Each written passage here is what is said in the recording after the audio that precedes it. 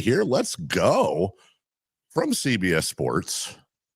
The lovely blue vested, hoodied, zipped at Lynn University.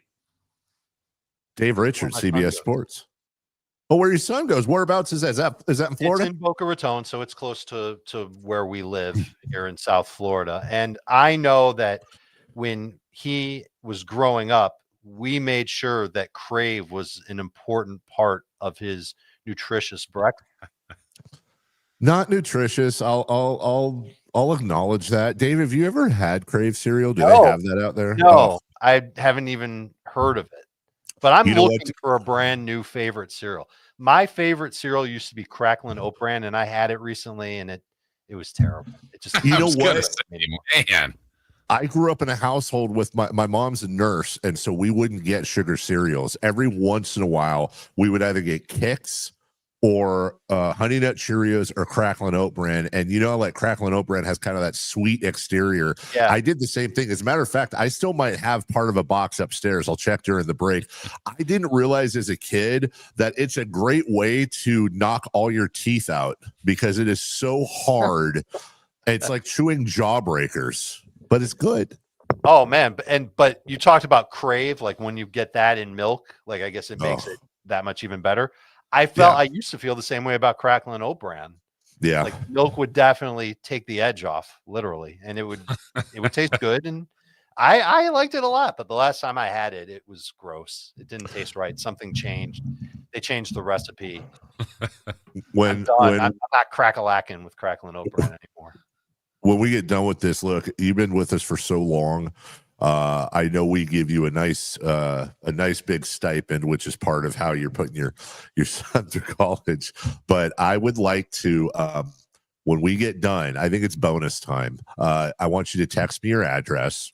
I'm going to ship you today. I'm going to ship you a box of unopened, not this one, but unopened Crave cereal. And I would like next week for you to give us a review. How about I just go buy a box of Crave cereal at my I'm not going to come to you. I'm not going to knock on your door, dude. I'm not going to give it out. Like, geez, just say you don't want to give me your address. Wow. I thought we were friends. We're friends. I don't know if we're close enough to where we send each other cereal. That's a very select few that can do that. Right. Like, dude I grew up with back in Chicago and a couple of people I went through some stuff with in college. That's like okay. Yeah. I thought our time almost hanging out in Vegas really brought us together had it happened, but that's fine. Yeah, no. I meet your friends in Vegas, but not you. I see how that's exactly right. All right. Well, we expect a Crave review. Then it's your responsibility. We expect a Crave review next week from CBS Sports' Dave Richard. How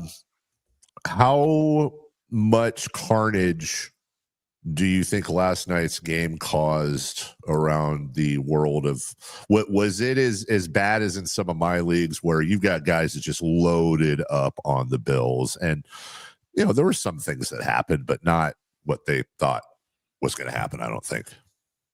Well, I don't know what you're trying to get at. That's such a vague way to bring in the game. What happened in the game is what I thought was going to happen in terms of just game script. I thought the Dolphins were going to keep it close. I'm a little concerned about this Bills defense being good. Yeah. And they were playing without a couple of defensive starters up front. So that obviously is going to make an impact, but the Dolphins stayed in it. I thought that the Bills would throw a little bit more. And just in terms of, well, look, James Cook did exactly what he was supposed to do. And no one's upset with starting Josh Allen this week. I think you might be getting at Keon Coleman and the fact that he only had 4 targets. And that's a guy that I was trying to get in all my leagues. And the stat line was terrible. If you had told me that Josh Allen was going to throw 3 touchdowns, the Bills were going to put up 31 points against Miami. Yeah, I'm starting Keon Coleman all day long, but he didn't do it. He drew a lot of double teams, and that's usually like a respectful sign, but it also means you're not going to get the football from a good quarterback when that happens. So Dalton Kincaid took advantage. He led the team in targets. Shakir, that play that they ran where he scored a touchdown, they've run that against the Chiefs each of the last 2 years in crunch time situations in the playoffs. So they obviously felt that was a play that they could go ahead and get away with against Miami. and it worked out for them. Ultimately, I think the Bills offense is going to be in a lot of games similar to this. And it's a lot like last year, Dave, where they don't throw a ton and they spread the ball around a lot. And that does cap the upside for all of their pass catchers. It's not just Keon Coleman. I'm definitely hanging on to him, though, because there are still things that he does on film. He's still able to separate from defensive backs. He got red zone targets last night. Like, I still think he's going to have a fine season. Will he be a top 24 wide receiver? Yeah, I don't know if that's in the cards, but absolutely somebody who should be rostered in fantasy. Dave, Carmichael Dave here mentioned carnage. I think about last week, in the draft, when you draft a quarterback, and if you take a guy like Joe Burrow, you've committed earlier on that process, and that's probably going to be your QB1, and you're less concerned about QB2 on your roster. And then you lose Burrow for likely the rest of the season, if not the majority. Who are some candidates for people that maybe have drafted Burrow and now going, oh my goodness, I'm done at QB? Yeah, you're in trouble. Certainly getting Jake Browning is a good place to start, and hopefully people did that. We saw Jake Browning take over for Burrow 2 seasons ago. It was 7 games. In 5 of the 7 games, he had at least 22 fantasy points. That's pretty good. And it's not like Jake Browning is some amazing quarterback. You might have seen him play when he was at Washington. He's got good receivers to throw to, and those guys will make plays. And we saw that from Browning as recently as last week, where he was able to find Jamar Chase. Like, he was smart enough to know, first of all, throw the ball to Jamar Chase, good things happen. But he also found him on a deep throw, a deep corner route against Jacksonville. It was a great throw. He also made a great throw to Mitchell Tinsley for a touchdown. Like, he's a capable backup quarterback. I don't think he's going to be a league saver for you, but it's better than going to the waiver wire and seeing the best name there is somebody like Russell Wilson, Tyrod Taylor, Carson Wentz. Like, you're going to take Jake Browning over those guys, at least for now. I think the other move you can make is look around your league and see which teams in your league have 2 quarterbacks and lowball them on a trade. And the reason why you lowball them on a trade for one of those 2 quarterbacks is because you know that they can't start both of those quarterbacks. And the best argument they can make to keeping both quarterbacks is, well, I can use this one on a bye week. That's 1 week a year. And so offering a good bench player in exchange for one of those secondary quarterbacks, I think that's the smart move to make as well. It'll hurt your depth, but it'll make you feel more confident in the quarterback that you play. Just measure up that quarterback with the backup quarterback in Cincinnati, who's probably going to have to throw a lot, who has great wide receivers and playing for the next few months. If it's the same guy, don't even bother making the trade. Just go with Jake Browning. I think it's incredibly impressive, being that you're not surprising though, being that you were a guru of all things football, that you have second level knowledge of the Cincinnati backup enough to know that he played at Washington. I would not expect you to have third level knowledge, but let me just say, friend, around here, we refer to Jake Browning as Folsom, California. Dare I say Sacramento, California's Jake Browning. So we should have known that too. Nah, you should have known where the backup QB in Cincinnati went to high school, dude. Yeah, I evaluated him at one point. So yes, that's okay. Wow. All right. Well, I was giving you a bye. Either way, we're rooting for Jake, but not from the quarterback point of view. Now let's switch to Jamar Chase, T. Higgins, Chase Brown. On the other end, if you've got somebody panicking in your league, are you trying to steal those guys? Or if you have them, are you trying to kind of piece them out? What does it do for the surroundings of Joe Burrow? I think you should feel just as good about Jamar Chase as you did before. And the evidence of that is last week, and just how well Folsom's own Jake Browning threw to Jamar. You're going to be worried a little bit more about T. Higgins, obviously, with a drop in quarterback play. When you're the number 2 receiver on a team, that could be bad. So I think you view him more as a top 20 wide receiver and not a top 10-ish type of wide receiver. The guy that people are really freaking out about is Chase Brown, because that offensive line is doing nothing for him. And he's played 2 games. He's gotten plenty of work, certainly not enough catches, but he's inefficient as can be. And if he doesn't score a touchdown, he's really a problem for your fantasy team.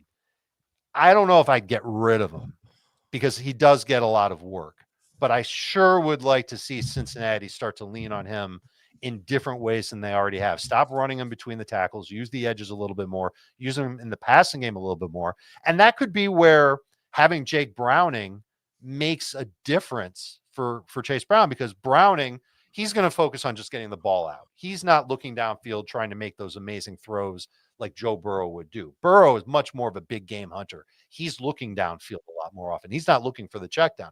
Browning will look for the check down, and that'll help Chase Brown. By the way, that hurts T. Higgins, and to an extent, it hurts Jamar Chase as well. But I think you're hoping that kind of saves Chase Brown, and you view him now as like a borderline RB1, RB2 type player, but he could slide a little bit. He could end up sliding into that RB2 range. If you get a decent offer for Chase Brown and you're happy with it and you like your running back depth, maybe you drafted Javonte Williams along the way, you can move Chase Brown. And there's definitely going to be teams in the league that would pay quite a bit for him, even after 2 weeks, even with the situation being what it is. Dave, how about with the Niners here this week in their home opener against Arizona? Mac Jones did fine last week, but now there's word that Purdy may play this week. What do you do with Purdy? What do you do with kind of the rest of the Niners skill players this week? I think whichever quarterback goes for the 49ers, you consider in lineups, but not necessarily a top 12 guy. Arizona's defense hasn't played to expectations. They were supposed to take a big step forward. I don't think they have. And all three of their starting cornerbacks got hurt last week. Two of them are not going to play in this game. The third one, it's an outside corner named Max Melton. He'll end up playing. I think that this is where the 49ers try and attack. Obviously, they're going to run it with Christian, and that's what they do. But I think that they'll feel a lot more compelled to challenge that secondary full of backup players who have been, some of them have been starters for Arizona once upon a time, and then they were relegated to backup duty. And I thought Mac Jones played pretty well last week, all things considered. So if it is Mac Jones, kind of top 16 type of fantasy quarterback, if it's Purdy, I'd be a little more encouraged, but I'm not even sure he'd be higher than 12th in my rankings, because some other quarterbacks have started to take a bigger leap than Purdy has, and it's his first game back from injury, so you kind of want to take it easy with him. You're starting McCaffrey. I think Pearsall and Jennings are in that mix of wide receiver 2, wide receiver 3, and you can't deny the targets that have been coming for Jawan Jennings since the middle of last season. I think it's 8 of 11 games with at least 7 targets. That's pretty good. We don't see that too often from a 49ers wide receiver. And we really haven't seen it that often from Ricky Pearsall when he's played. So I like them both this week, but I wonder if Jennings is the safer pick of the two. I know we'll get back to Niners Cardinals, but before you were talking about Chase Brown, it made me think with your worries or with the worries or concerns about Chase Brown, who are you more concerned with long-term, Brown or Ashton Genty? Brown. Because I figure that Genty will get more work in the Raiders offense. I think the Raiders will find a way to improve their offensive line, either through coaching or some personnel changes, and they'll lean on him in the passing game a little bit more. And Genty will end up being just fine. So like for this week, I've got Chase Brown ranked higher than Genty, but I do think that Genty will turn it around. And almost all of the rookie running backs have let us down through 2 weeks. Yeah. And I don't want anybody to jump to crazy conclusions about any of them. And that includes Ashton Genty, who at least scored in week 1. And I thought his film in week 2 was better than week 1, and he scored in week 1. So that just tells you how I feel about Genty. Still a top 20 running back with potential to be a top 10 guy sooner than later. All right. How about a couple from our text line here for you, Dave? James Conner or Jordan Mason?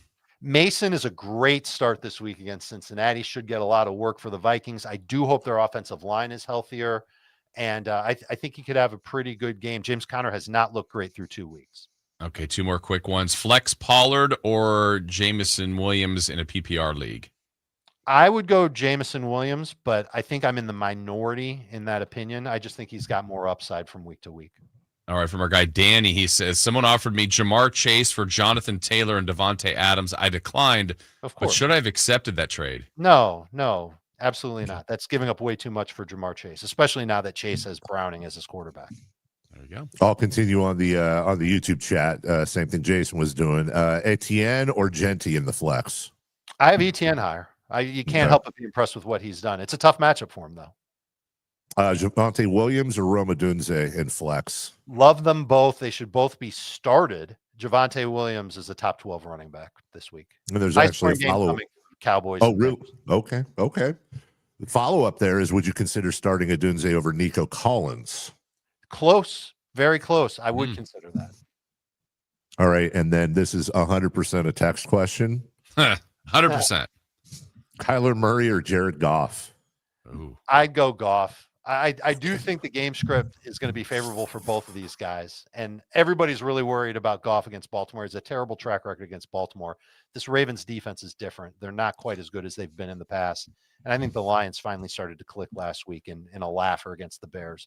So neither of them are top 12 guys, Dave. Like I'd start Daniel Jones legit ahead of both of them. But I do have Goff ranked higher than Kyler as of now. Dave, I feel like you want to give that texter's number out at all, or no? He wants to deliver cereal all of a sudden. Weirdly enough, wants to deliver you some Crave cereal, but you'll go buy your own. Oh, also, Dave, any idea what kind of light bulb this is? We were asking this question earlier. Isn't there like some sort of model number right there on the label that you could? Yeah, I put it into Chat GPT and it didn't know. It sent me back the replacement was like $60. So I don't know. You know everything. That's fine. I'm Googling Jason. right now. God, I do. That's okay. Don't worry. No. I'll figure it out. Circline bulb. That's exactly what it is. That's what one of our chatters said. He said the same thing. Wow. Are you Chat GPT? I'm looking at it right here on Amazon. I could send this to your house. Hey, give him your address. Do you want to trade a circular light bulb for a box of Crave cereal? That's actually a good trade for me. It's a great trade for you. These bulbs are expensive. Is it the one that says it's like $50? There's one for it's a 50 pack of. It's not even the thing. Go leave it to Amazon to put in their search results like a super expensive bulb that's literally like a fluorescent light at $166 when there's all these other ones. There's one for $58. There's one for $12.99. All right. Thanks a lot, Bezos. I think you've got two light bulbs there too, by the way. It's inside each other. It's all part of the same, and these are solid. So I've never seen this before. I mean, from the golden tea to your fancy light bulb and your amazing cereal and your headphones. You are living that fancy lifestyle, sir. That's what I'm doing after the show. The Buck Hunter. Yeah, got the big Buck Hunter, buddy. I would have called in sick today and made Jason host the whole thing so you could play Buck Hunter. He thought about it. Jason, is it funny to you that Dave and I have been doing this so long together? We've all been doing this so long together. Not once has he mentioned that I'm wearing glowing unicorn headphones. Well, now he did. He just brought up those.